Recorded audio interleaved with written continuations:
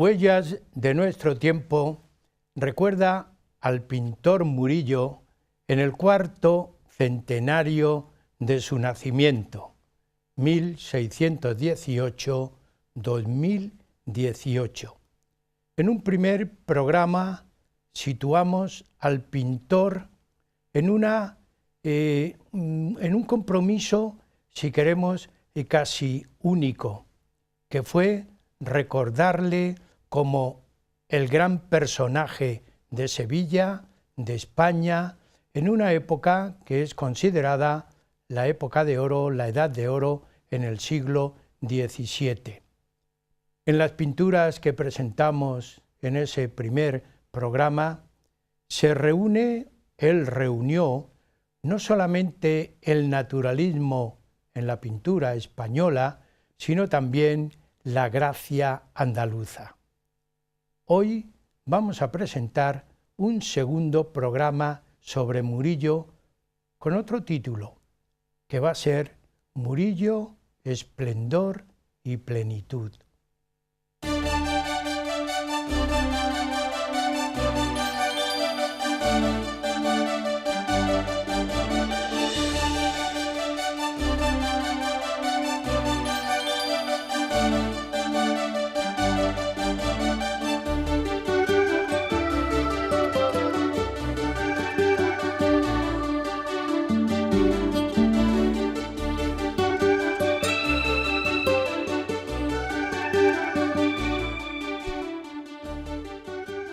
Murillo, aunque fue el pintor de la delicadeza y de la gracia femenina e infantil, se le conoce en la historia por sus grandes obras que salen de esa creatividad única, fundamentalmente expuestas o dedicadas para las parroquias, iglesias y conventos sevillanos. Con la pintura de la Inmaculada, Murillo alcanza no solamente una gran originalidad, sino también una perfección que le hace ser pintor único, y gracias a esto le da popularidad y le da nombre en la historia de la pintura española. En sus pinturas él tuvo, diríamos, la facultad de su conocimiento, pero también la originalidad en su pintura de reunir esas dos cuestiones fundamentales que debe tener cualquier pintura, como es buscar la realidad, pero también mantener el naturalismo español. Contamos en el estudio hoy para hablar de Murillo, esplendor y plenitud con don José María Gómez Gómez, estudioso y poeta que ya nos expuso y trató con toda delicadeza, como he indicado, con toda delicadeza el tema Murillo. Así que nosotros iniciamos el programa con esta idea, José María: Murillo, esplendor y plenitud. Pero a mí me agradaría, antes que entrar realmente en toda la exposición de muchas obras, algunas nos dejamos, pero muchas obras de él que tú has seleccionado y trabajado, en la época que estamos hablando, en el siglo XVII, Sevilla, pues es una ciudad con un protagonismo nacional importante. Pero también el pintor, que vivió teóricamente o prácticamente toda su vida en Sevilla, salió alguna vez de Sevilla y fue a Madrid. Yo deseo que tú nos expongas primero ese viaje, qué repercusión tuvo Madrid en Murillo, pintor que se acerca a la corte.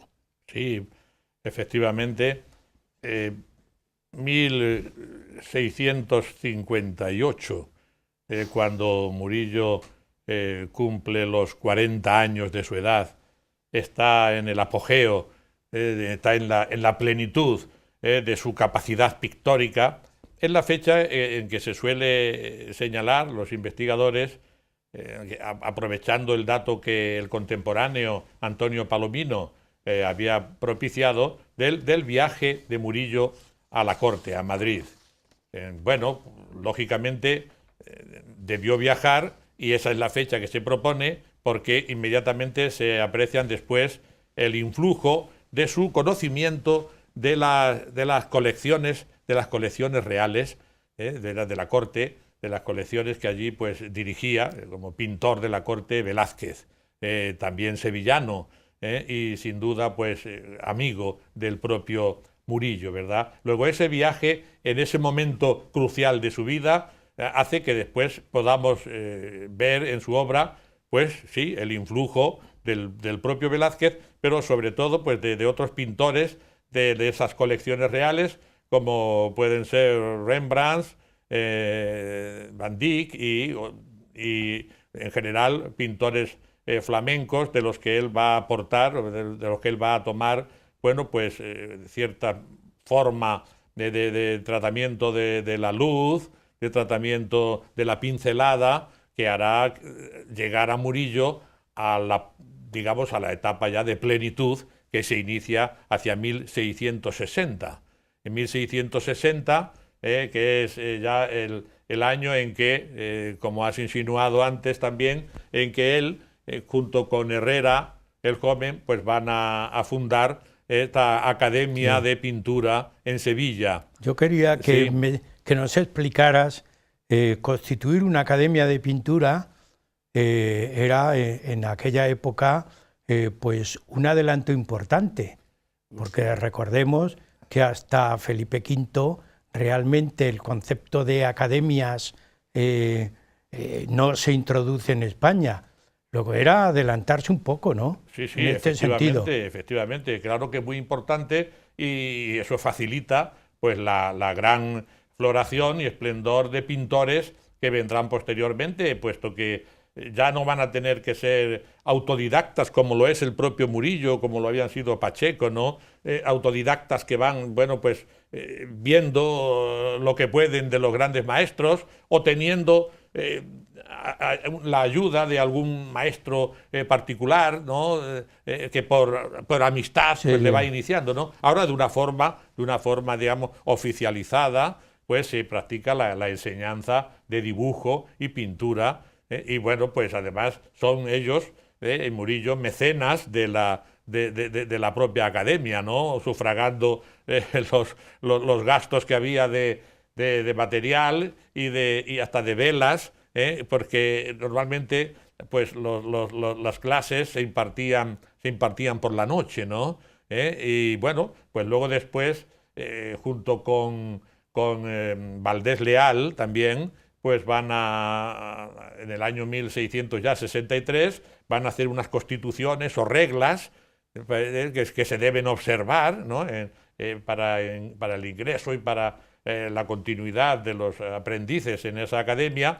Y recuerdo que una de las premisas que se les exige es el juramento a la Eucaristía y a la Inmaculada. Eso tenían que prestarlo todos los que aspiraban a ingresar en esa academia. A pintores Sí, y efectivamente. a dibujantes, Y a dibujantes, porque aprenderían sí. a dibujar antes que pintar. Claro, claro. Bien, José María, una vez con esta introducción que a mí me agradaba que tú nos explicaras, porque eso demuestra la intimidad que tuvo con Sevilla Murillo.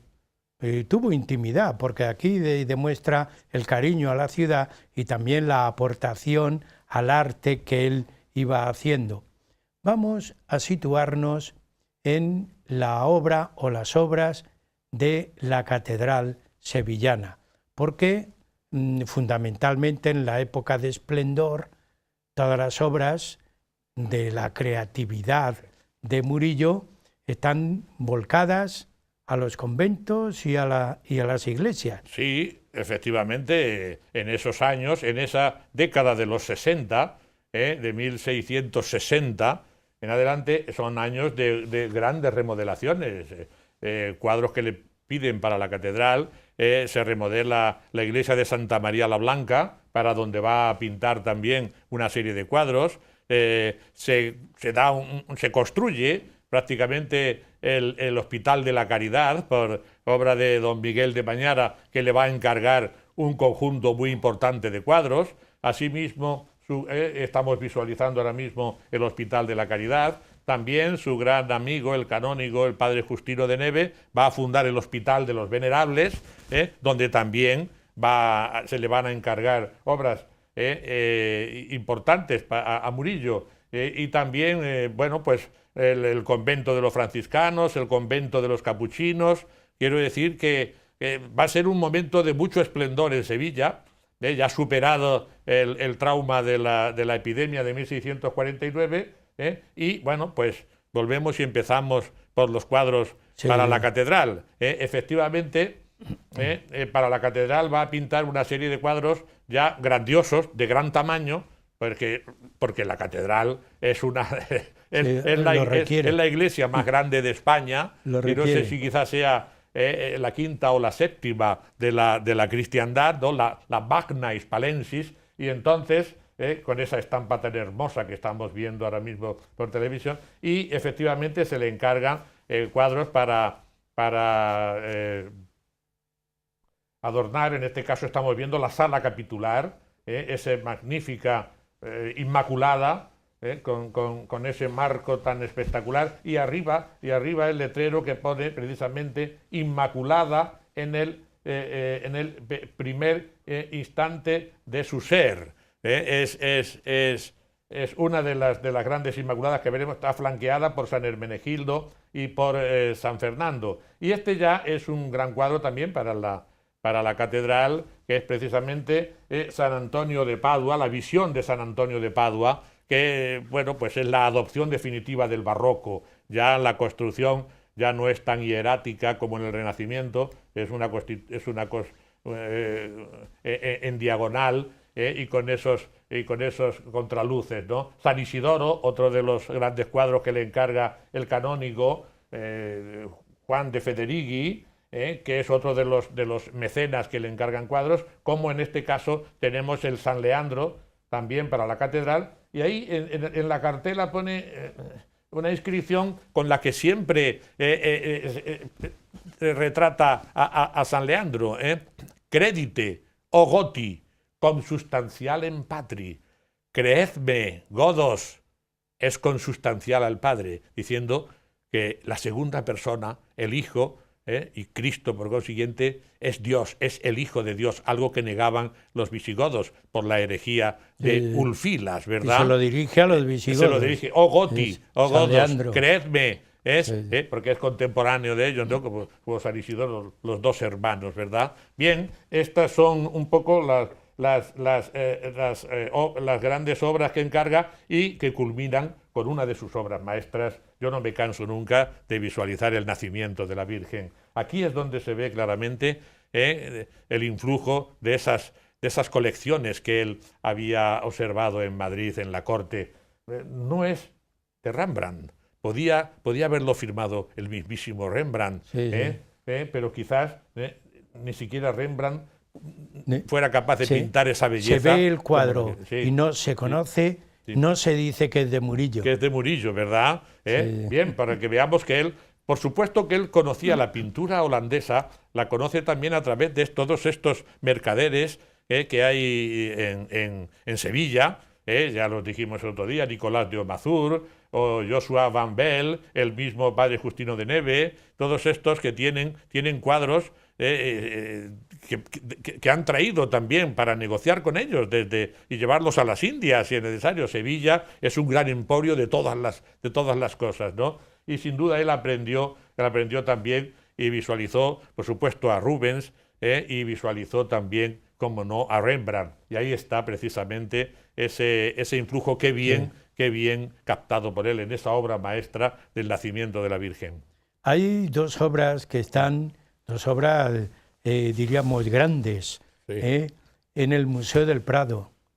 Sí, esas obras pertenecieron también a las colecciones reales, porque fueron adquiridas por Isabel de Farnesio. Isabel de Farnesio, esa gran reina, la segunda esposa de Felipe V, en el primer tercio del siglo XVIII, Isabel de Farnesio, cuando estuvo en Sevilla, se enamoró de la pintura de Sevilla, ¿verdad? Y también va a adquirir alguna Inmaculada. Y estas dos grandes obras también, que son, bueno, pues es una lactación de San Bernardo, que estamos viendo en este momento, de las llamadas Lactatio Bernardi, San Bernardo, que tanto y también escribió de la Virgen, pues fue precisamente distinguido, galardonado, sintiendo gustar la leche de la mismísima Virgen, ¿no? Según la leyenda, la tradición, ¿no? Y ahí estamos viendo esta imagen que tantos pintores han inmortalizado, pero pocos también, sí, y tan hermosos con esos contraluces, como en este caso esta Lactatio Bernardi. José María, sí. Estamos viendo un sentido religioso y un contenido religioso en todos estos santos que sorprende. Están buscando que la Virgen le alimente de alguna manera. La fe llega hasta ese extremo. Sí, la Virgen como protectora, sí, también, y como alimento ya veremos que también hay una conjunción muy bonita con la Eucaristía en ese sentido, ¿no? Como Dios nos la da también a la Virgen, como luego se nos da en la Eucaristía. Y esta otra, nos faltaba hablar, el segundo gran cuadro también de la colección, vamos, de los adquiridos por Isabel de Farnesio, es la imposición de la casulla a San Ildefonso. Este tema toledanísimo, ¿vale? Pero también es otro de los grandes cantores de la Virgen María, ¿no? Entonces tenemos a San Antonio de Padua, tenemos, como hemos visto, a San Bernardo y, cómo no, al gran defensor de la pureza de María, que es San Ildefonso, ¿verdad? Todavía no hemos llegado a los cuadros de la Inmaculada, pero estamos viendo, como antes yo te indicaba, te preguntaba, cómo está preparando a través de su pintura, diríamos, la exaltación de la Inmaculada. Claro. ¿Cómo lo va preparando a través de estos cuadros y cómo pone de protagonistas a personajes, a los santos que son de orden religiosa o que son obispos, o que estamos recibiendo una gran lección religiosa, una catequesis, que a mí me parece que eso es tan interesante como descubrir el claroscuro de Zurbarán que le influye a Murillo, ¿no te parece? Sí, por supuesto que todos los cuadros se le encargan por su maravillosa técnica, pero sin duda se le encargan con un propósito didáctico, catequético, teológico, que vamos viendo que todos ellos tienen y que seguiremos viendo hasta la eclosión final de su arte, que va a ser la Inmaculada, ¿verdad? Vamos a continuar, pero da un paso atrás en la historia. Hay unos cuadros que representan, podemos significarlo como el desarrollo de la vida de Jacob. Sí, esos cuadros fueron encargados por el excelentísimo señor don Melchor de Guzmán, que era el marqués de Villamanrique, con motivo precisamente de la inauguración de la iglesia de Santa María la Blanca, de la remodelación que se había hecho, como, digamos, gran prototipo de la exaltación de la Virgen también. Estos cuadros que encarga el marqués de Manrique y que los va a colgar él en la fachada de su palacio, que está allí, justo frente a la iglesia de Santa María la Blanca, pues son precisamente relacionados con la historia de Jacob. Y son muy interesantes desde el punto de vista técnico, porque es la adopción de Murillo como un excelente paisajista, a la manera, fijémonos, de los paisajes holandeses que por entonces se están pintando. Vemos que parece un cuadro que podía... Se percibe perfectamente, ¿verdad? Y es que el cuadro se lo encargó el marqués de Villamanrique para que Murillo pintase las figuras, pero que un decorador, también pintor, Ignacio ¿verdad?, de Iriarte, pues pintase los paisajes. Pero a la hora de ponerse a pintar, pues no hubo acuerdo entre los dos. Dos pintores pintando el mismo en cuadro. Colaboración, claro. El mismo cuadro. Pero surgió entre ellos la disputa quién tenía que pintar antes, si Murillo las figuras o Iriarte los paisajes. Sí. Y entonces Murillo tiró por lo derecho y dijo, no, se acabó. Yo pintaré las figuras y los paisajes, ¿no? Y aquí están estas, ahí tenemos a Isaac bendiciendo a Jacob, todo ese paisaje que se pierde con una perspectiva fabulosa ya y vaporosa hacia el final, ¿verdad? Y donde ahí las figuras casi tienen menos importancia. La escala de Jacob, ¿cómo no iba a pintar la escala de Jacob? Es una maravilla. Qué maravilla, en medio de, fijaos que el rompimiento de gloria se funde con un paisaje nocturno, está durmiendo. Jacob y los ángeles, pues precisamente bajan para decirle que que todo ese debe ser un lugar sagrado, etcétera, etcétera, ¿verdad? Y este otro cuadro, que es muy curioso, es Jacob poniendo las varas delante del rebaño de Labán. Había que contar aquí la historia que se cuenta, digamos, en el cuadro, ¿verdad? Labán, que era el suegro de Jacob, allá en la tierra de Mesopotamia, donde se encontraba ahí Jacob, es el padre de Raquel y Lía, las dos mujeres de Jacob, pues había pactado con él que por su trabajo le iba a dar todos los corderos y las ovejas manchadas, es decir, las que tuviesen alguna mancha negra o las que fuesen negras y tal, ¿no? Entonces, a la hora de ir a recogerlas, ya antes Labán había mandado a sus criados y habían recogido las ovejas manchadas que había, ¿no? Entonces él decidió armar una treta que es una leyenda según la cual, pues cortando unas varas y haciéndolas unas marcas, de forma que estuviesen como manchadas, al aparearse delante de ellas, las ovejas y los machos, al aparearse, producirían ovejas manchadas, con lo que él ya pues volvería a tener sus ovejas. Es lo que está poniendo ahí, ¿no? Frente al engaño que le había hecho Labán, él urde esta treta. Y vemos cómo al fondo del cuadro podemos están ver, apareándose. José María, a mí me está llamando la atención todas las obras que Fíjate estamos ahí viendo. A la izquierda cómo están apareándose las ovejas. Las ovejas, nadie las ha pintado ovejas como las ha pintado Murillo. Bueno, tantas cosas, es único. Pero fijémonos el paisaje. El paisaje parece un paisaje, lo vemos, un paisaje holandés o un paisaje flamenco. Totalmente. Lo vemos claramente y además, el influjo. cómo juega con el claroscuro. Sí, bueno, en este caso, más que con el claroscuro, es con el contraste de luces. Sí. Porque ya no hay tanto claroscuro, pero con el contraste de luces. Pero ¿cómo quiere destacar las luces hacia el fondo y deja sombras, ese juego de luces y sombras?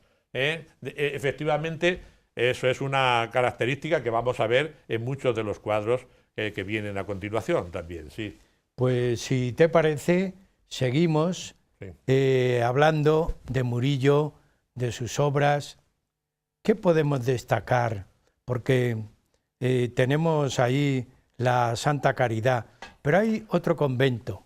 Sí. Hay otro convento. Los capuchinos. El convento de los capuchinos, que también tiene numerosos encargos y hay obras para todo.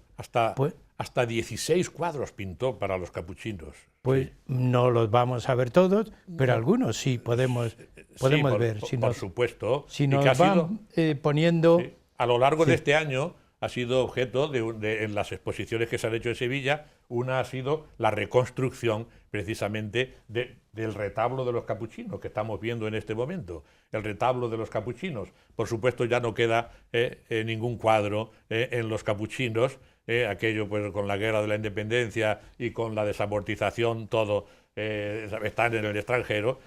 Y bueno, pues este es el famoso retablo de la Porciúncula, que tiene como cuadro central y grandioso, y ha sido una de las grandes atracciones de las exposiciones de Murillo este año en Sevilla. Aquí le estamos viendo el retablo de la Porciúncula. ¿Qué es la Porciúncula? Para los que hayan ido a ver Asís, San Francisco de Asís, allí tuvo un gran protagonismo. Bueno, la Porciúncula pues es el templete, la iglesita hecha en esa pequeña porción de terreno, porciúncula, en ese pequeño terrenito, que ahora está precisamente, tan pequeñita era que ahora la acoge la cúpula de la iglesia, de la Basílica de Santa María de los Ángeles en Asís. A partir del siglo XVI, ¿no? Sí, se hizo lo que vemos ahora. Antes quizá, ¿no? Sí.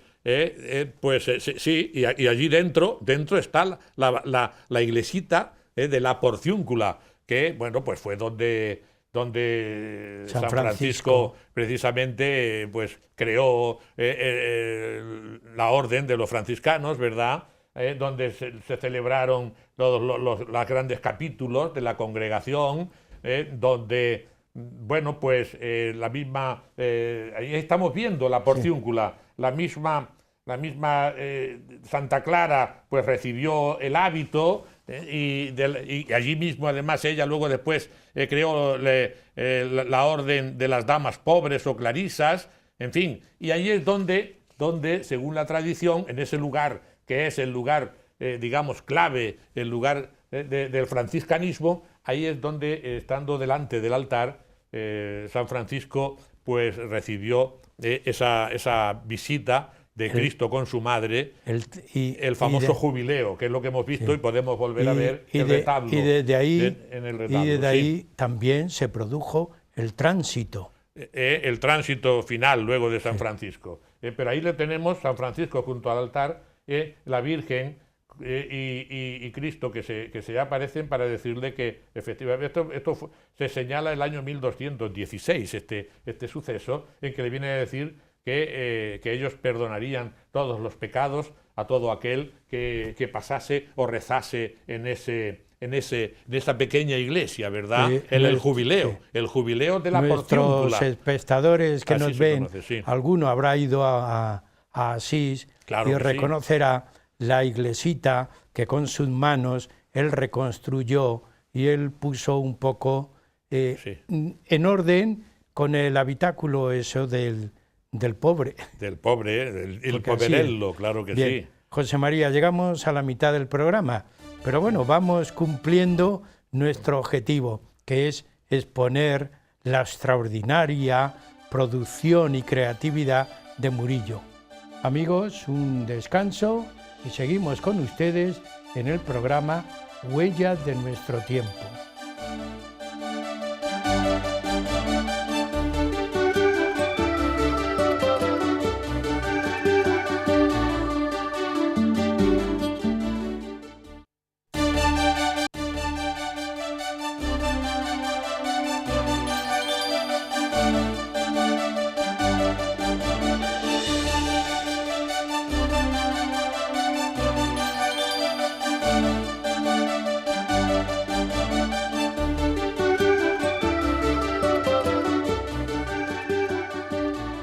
El programa Huellas de nuestro tiempo continúa con ustedes hablando y exponiendo a Murillo, pintor, que se está celebrando el cuarto centenario de su nacimiento, 1618-2018. En la primera parte, con don José María Gómez, se ha visto, se ha expuesto y se han analizado todas las obras de Murillo que consideramos ya de valor extraordinario, y teniendo en cuenta la gran creatividad que él tuvo y la gran producción, que es enorme, como estamos viendo. Nos habíamos quedado en esta primera parte en el convento, la iglesia de los capuchinos de Sevilla. Yo prefiero que don José María nos complete un poco esta idea que había quedado en el aire.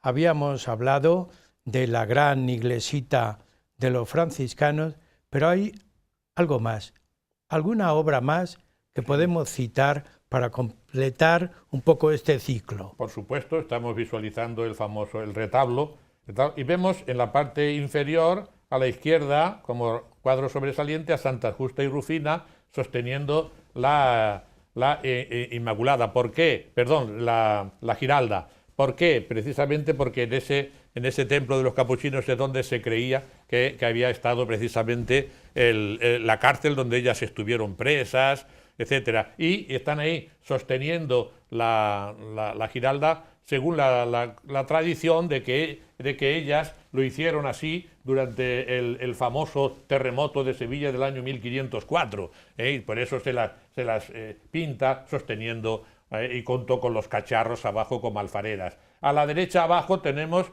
a San Buenaventura y a San Leandro. San Buenaventura, franciscano, está presentándole el templo a San Leandro, el templo primitivo que San Leandro, según la tradición también, había fundado ahí, en ese lugar donde estuvo la cárcel romana, donde habían padecido martirio Santa Justa y Rufina. Vemos también desde el propio San Leandro, tiene en sus manos la cartela donde pone Credite o Goti consustancialem patris, siempre, eso sí, creedlo o godos, que el Hijo es Dios, es consustancial con el Padre, ¿no? Bien, y no queríamos pasar sin ver también uno de los cuadros más famosos, San Francisco abrazado a Cristo crucificado, ¿verdad? Y los ángeles presentándole un poco, digamos, las propias constituciones franciscanas, ¿no? El desprecio al mundo está simbolizado por el santo que está pisando la bola del mundo.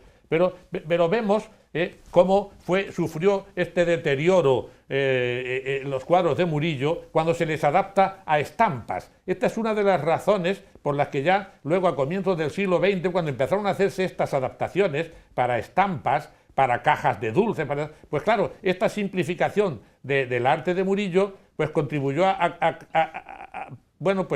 achacársele cierto empalagamiento. Fijemos qué diferencia, eso es lo que pintó Murillo. Y muchas veces lo que vemos, desgraciadamente lo que vemos de él, son esas adaptaciones en estampas que tanto daño le han hecho, ¿verdad?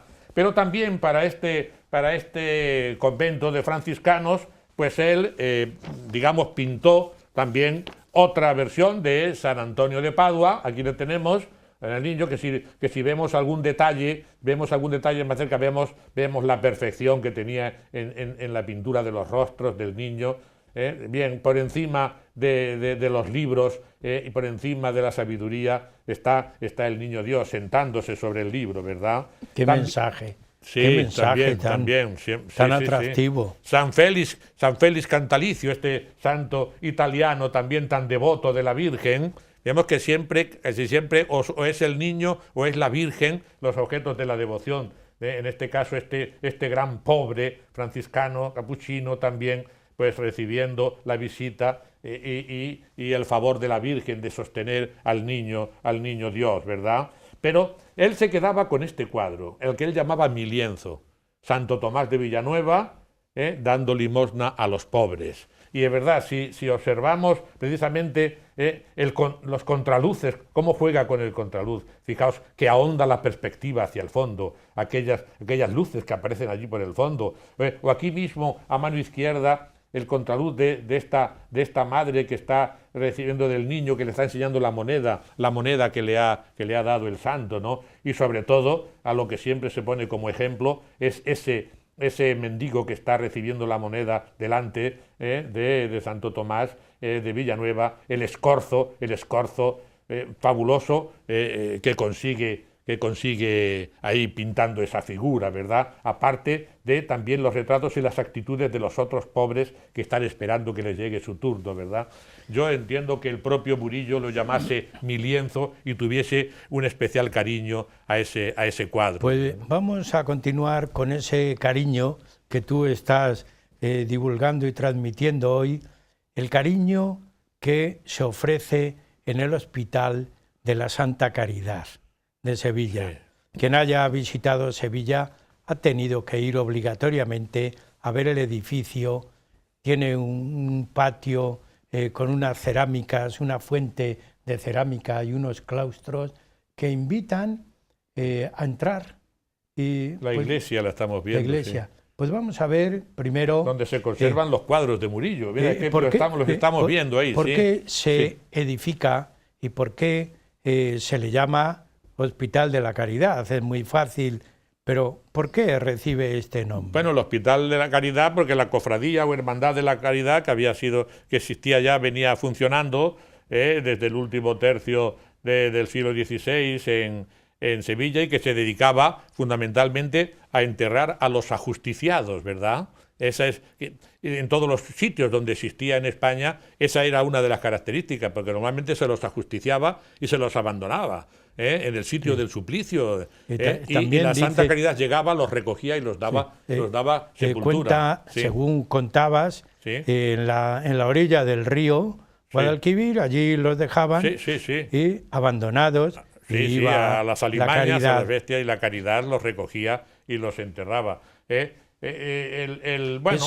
idea hospital, primitiva. El hospital estaba un poco, bueno, pues sobreviviendo como podía, hasta que llegó un gran personaje de la historia de Sevilla y también de la Iglesia, por lo que contribuyó, ¿no?, que fue Miguel de Mañara. Miguel de Mañara, que bien merece también, ¿verdad?, el honor de la santidad. Y Miguel de Mañara dedicó su fortuna, después de haber tenido una vida disipada, etcétera, etcétera, a engrandecer el Hospital de la Caridad y a dedicar su vida a la caridad.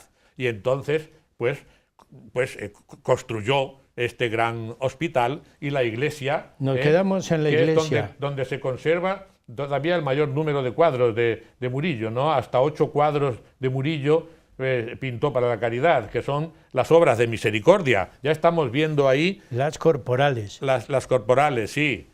Esta que es visitar a los enfermos. Ahí tenemos a Cristo con el paralítico, y vemos también pues esta capacidad suya de dar profundidad y de manejo de la perspectiva del canon. Aquí tenemos la liberación de San Pedro, ¿no? Redimir a los cautivos sería la otra obra de misericordia, redimir a los cautivos. San Pedro, que es liberado por el ángel. Bueno, es dos de los cuadros más grandes, de mayor número de figuras, es la multiplicación de los panes y los peces, que es dar de comer al hambriento. Entonces estas obras se llaman jeroglíficos. Son los jeroglíficos que le encargó Miguel de Mañara para adornar la iglesia de su Hospital de la Caridad. El jeroglífico de esa obra es dar de comer al hambriento. O en este caso aquí tenemos a Moisés haciendo brotar el agua de la roca en el Horeb, ¿verdad? Otra gran tumulto en este caso son el pueblo hebreo que está, digamos, peregrinando en el desierto, y Moisés en el centro hace brotar el agua, lo mismo que anteriormente Cristo a toda la multitud de sus discípulos les da de comer. Aquí es dar de beber al sediento. Vestir al desnudo es el retorno del hijo pródigo, que es reconocido por el perrito todavía, y bueno, pues ahí acude uno de los criados de su padre con ropas para vestirle, porque lleva andrajoso, ha dilapidado toda la herencia de su padre, pero su padre tiene la obligación de vestir al desnudo, otra de las obras Aquí tenemos también a Abraham acogiendo a los 3 peregrinos, que después van a ser los tres ángeles, aunque también se ha querido ver una representación de la Santísima Trinidad, y que en agradecimiento, después de haberles agasajado en su casa, ahí está Abraham recibiéndoles, pues le van a comunicar que su esposa pues ha concebido un hijo, va a concebir un hijo, en agradecimiento a su hospitalidad, dar posada al peregrino, ¿verdad? Todo esto son bien, pero también, aparte de esas 6 obras de misericordia, se le encargaron, también encargó Miguel de Mañara 2 ejemplos ya contemporáneos, no bíblicos, de 2 ejemplos, de 2 personajes, de 2 santos históricos que habían sido modelos en la práctica de la misericordia. Hemos visto el anterior cuadro, era San Juan de Dios acarreando con los pobres que recogía por las calles y los llevaba a aquel camarastrón que tenía, de donde los daba de comer, que él iba también buscando la comida por las calles, y cómo el ángel le ayudaba a transportarlos, ¿verdad? Este vuelve, aquí sí que es un auténtico claroscuro, otra vez ha vuelto un poco al claroscuro en esta obra de San Juan de Dios. Y el siguiente cuadro, que es Santa Isabel de Hungría, pues curando a los tiñosos, ¿verdad? Otra obra de misericordia también que otro ejemplo claro de otra gran santa dedicada a atender a los enfermos. Estamos ya en la segunda parte del programa y todavía nos queda lo más importante, que es Sevilla y la Inmaculada. Pero hay unas pinturas que primero vamos a ver en Santa María la Blanca, antes de meternos realmente con toda la exposición de la Inmaculada. Quiere decir que el tiempo nos va a hacer ir ajustando un poco la explicación, José María. Empecemos por Santa María la Blanca. Bueno, Santa María la Blanca, efectivamente, pero yo quisiera, para explicar el porqué de la remodelación que estamos viendo ahora, el interior de Santa María la Blanca, majestuoso, espectacular también, y algunos cuadros en los laterales, Santa María la Blanca, su remodelación se debe a lo siguiente. Tenemos que contar un poco cómo era toda digamos, el fervor sevillano a la Inmaculada, de toda España, pero especialmente de Sevilla. Cómo tuvo lugar esa eclosión de devoción a la Inmaculada. Bueno, pues la situación fue la siguiente.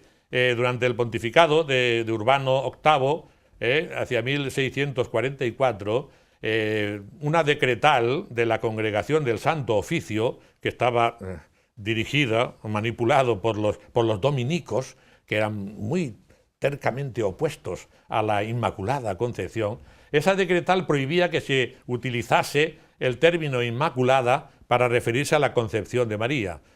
No se debía decir, decía aquella decretal, Inmaculada Concepción de María, sino la Concepción de María Inmaculada.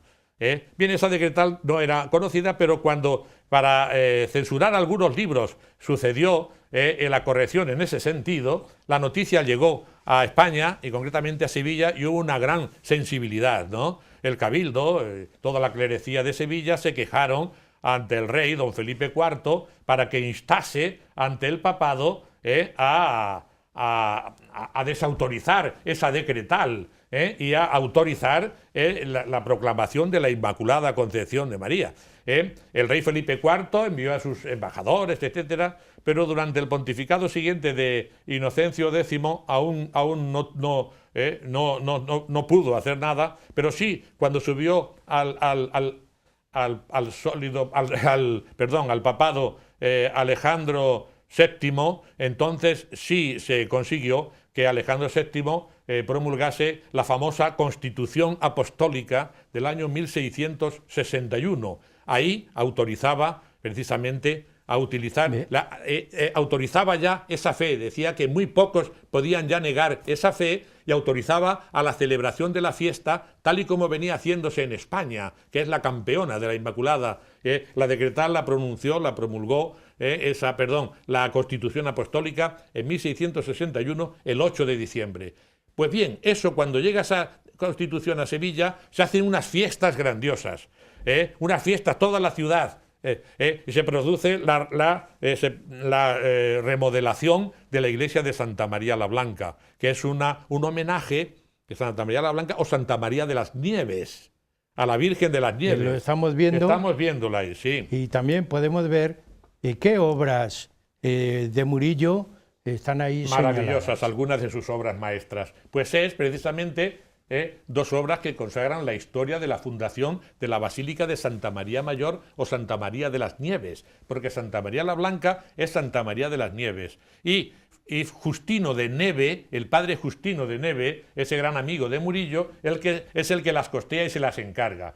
Ahí hemos visto la primera. Volvemos a ver la primera es el sueño del patricio Juan y su esposa, que inspirado por la Virgen. ¿Qué sueño habían tenido la revelación de la Virgen?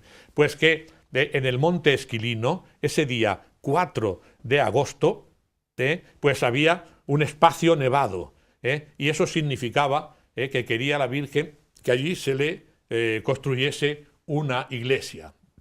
En el cuadro siguiente vemos a los dos, al patricio, vemos que se acercan al Papa Liberio a contárselo, y curiosamente el Papa Liberio había tenido el mismo sueño, y acuden al Monte Esquilino, lo vemos a la derecha que va toda la procesión con el Papa al Monte Esquilino, donde descubren el espacio. Se traza el espacio que había cubierto la nieve, la nieve entonces se evapora, pero ya queda el espacio señalado donde se va a construir la iglesia de Santa María de las Nieves, que es la Basílica de Santa María Mayor, que es un poco hecha en pequeño la iglesia de Santa María la Blanca en Sevilla, ¿verdad?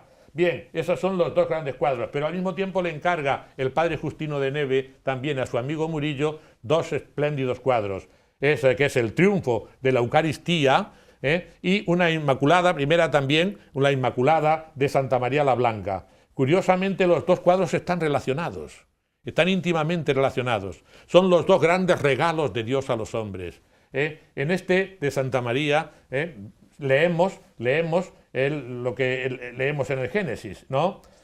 In principio dilexit eam. En el principio la amó a ella, y entonces por amarla a ella la hizo pura, inmaculada, y nos la dio como madre. Aquí tenemos a la izquierda los retratos posiblemente de don Domingo Velázquez, que era el párroco de la iglesia que llevó adelante del padre Justino de Neve, que costeó todos los gastos, del marqués de Villamanrique, etcétera, y los amigos suyos, ¿no? Pero relacionado con in principio dilexit eam, tenemos en el cuadro del triunfo de la Eucaristía también otra leyenda a la izquierda que dice infinem dilexit eos. Al final los amó a ellos, a sus discípulos. ¿Cómo? Dándose como Eucaristía, ¿verdad? La Eucaristía es producto del amor a nosotros, a los discípulos y a los cristianos. Y la pureza de María también es el amor a ella para preservarla de la Inmaculada. Los dos cuadros son encargados al tiempo, los dos cuadros tienen esa simbología unitaria. Pues seguimos con las Inmaculadas. Ya hemos iniciado alguna.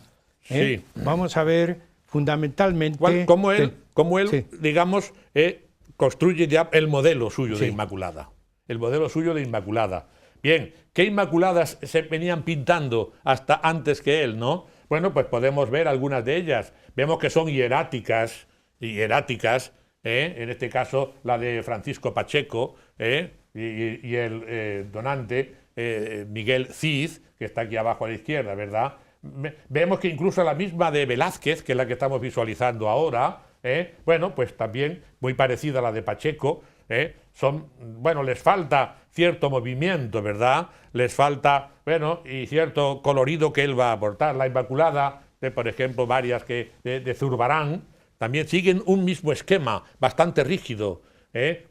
Sin embargo, esta, que es la que a él más le inspira, que es la Inmaculada de Ribera, y que podemos admirar, y yo siempre que voy a Salamanca procuro visitarla porque es maravillosa, en la iglesia de las Agustinas, allí junto al Palacio de Monterrey, allí está en esa iglesia presidiendo el retablo. Esta sin duda es la que más le interesó a él, y es a partir de esta Inmaculada de Ribera, no la de Pacheco, ni la de Velázquez, ni la de Zurbarán, por lo que él va a elaborar su modelo. Aquí tenemos la primera gran Inmaculada. Es la colosal, la gran Inmaculada para los franciscanos. Para los franciscanos, que cuando la vieron llegar, porque tiene casi 4,5 metros de altura y 3 metros casi de ancho, tan espectacular y tan grande la vieron que no les parecía muy bien, pero Murillo dice, colgadla en su lugar, a unos 20 metros de altura, y entonces quedaron encantados. Es la primera y es la que llamamos efectivamente la colosal o la grande. Esta también, que está encargada por la Hermandad de la Veracruz, del convento también franciscano, la Inmaculada con Fray Juan de Quirós, que había escrito 3 volúmenes sobre las glorias de María. Pero vemos que curiosamente aquí es un cuadro dentro del cuadro. Está pintando al fraile que está delante de un cuadro. Sí, de un cuadro de la Inmaculada, ¿no? Es una especie de meninas, de alguna manera, sin la complejidad de las meninas, pero también es otro modelo típico de la Inmaculada. La Inmaculada, pues como había sido, descrita por Santa Beatriz de Silva, cuando estando en el famoso baúl escondida, como debía ser, ¿no? Pues vestida de sol, por eso tiene siempre ese resplandor dorado. Esta Inmaculada del Escorial, y la Inmaculada del Escorial, que es quizá una de las más famosas, ¿verdad? La Inmaculada, ese despliegue del manto, todo ese movimiento que tiene, es la Virgen vestida de sol con la luna a los pies, la visión del Apocalipsis, pero simplificada. Los ángeles portan algunos elementos de las letanías, pero no de forma tan constante como en el... Esta es la llamada Inmaculada del Coro, la niña también del coro de los capuchinos, llamada la niña porque en ella pues se cree que es el rostro, sí, se ha identificado con el rostro de su propia hija, Francisca María. Era una hija sorda que tenía él y que iba a ingresar en el convento de la Madre de Dios. Y con la clausura pues no iba a volver a verla seguramente. De ahí que decidió inmortalizarla en algunas de sus Inmaculadas. Esta, la Inmaculada de la National Gallery de Londres, todos los grandes museos han querido tener una Inmaculada. Tienen una Inmaculada indebidamente. Bueno, porque debían continuar en Sevilla. Algunos sí, bueno, pero algunos las adquirieron por buen conducto. La Inmaculada del Padre Eterno, también para los capuchinos, 1668, tiene esa particularidad que arriba se ve al Padre Eterno abrazándola, protegiéndola, y abajo a la derecha vemos la boca de un dragón, en este caso el sentido apocalíptico, está pisando la bola del mundo, la luna bajo sus pies, y el dragón ahí aparece, se ve un poquito, pero evidentemente se ve el dragón, esta Inmaculada del Padre Eterno. Vemos que todas tienen de esta ya hemos hablado, volvemos a repetir la Inmaculada de la Catedral, hecha en un espectacular marco, ¿verdad? Y con el letrero que antes habíamos leído. Esta es la llamada Inmaculada de Esquilache, porque fue propiedad del excelentísimo señor don Leopoldo Gregorio, el marqués de Esquilache, y así se la conoce con ese nombre. También es una bellísima muestra, muy repetida. La Inmaculada de la Media Luna es como se conoce a esta Inmaculada de medio cuerpo, hecha para algún devoto porque es de un tamaño más pequeño, ¿verdad? Después tenemos otra Inmaculada como esta, que también que está en el Prado, que también fue propiedad de entre los cuadros que dijimos que adquirió Isabel de Farnesio, ¿verdad? Y es, bueno, pues otra variante, pero siempre como vestida de blanco, con el manto azul, con el pelo unas veces más rizado, pero el pelo también extendido, que le deja el rostro muy limpio, mirando casi siempre hacia el cielo. Esta, la llamada Inmaculada de Baltimore, es muy curiosa, porque, bueno, pues no sabemos cómo llegó y está ahora en un museo de Baltimore. No podemos... Baltimore fue el primer obispado que hubo en Estados Unidos. John Carroll, el primer obispo, que luego en 1808 fue el primer arzobispo también en los Estados Unidos y que consagró Estados Unidos a la Inmaculada. María, esta es la Inmaculada de Aranjuez. La Inmaculada de Aranjuez.